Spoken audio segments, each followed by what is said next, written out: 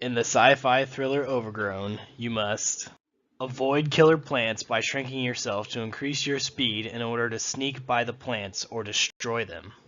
The camera view of the game will be in 3D third person. You must use the camera to correctly avoid the killer plants that are trying to constantly eat you.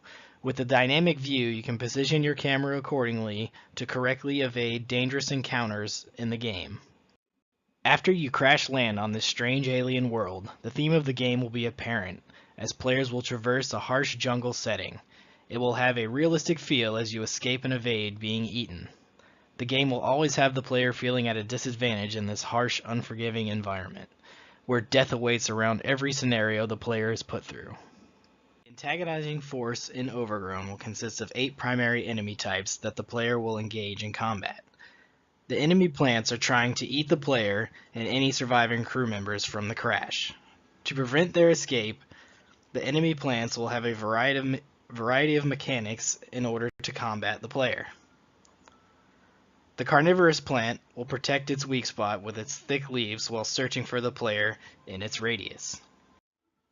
The snap plant will eat the player if he puts his full weight on its trap pad. Finally, the seeker plant. This plant has wiggling tendrils, constantly searching for the player.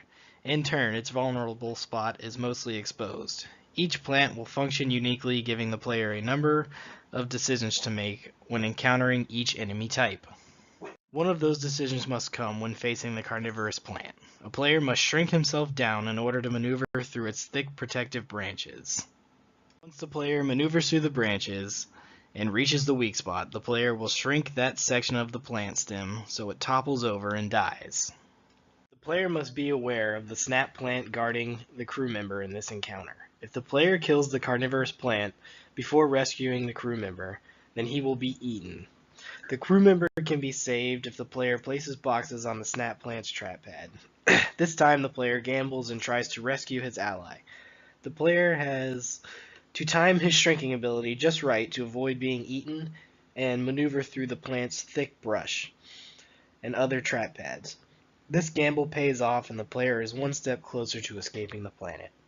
The goals of the game are to escape the planet, to save as many crew members as possible, and avoid being detected. The better you are at being quiet, the less attention you will draw. This will help you save more crew members and get to the evacuation ship faster.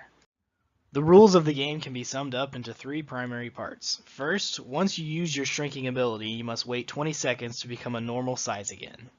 Second, plants will always expose their vulnerable points after an attack.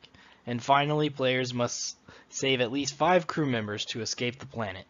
Knots is similar to my game because the main player can reduce his size in order to advance further in the game. Plants vs. Zombies Garden Warfare is similar to my game because you have to fight killer plants with a variety of different tactics. Risks in my game are scope, shrinking the player, and getting the enemy plants to operate as intended. The game is pretty ambitious and all the enemy types could be hard to code.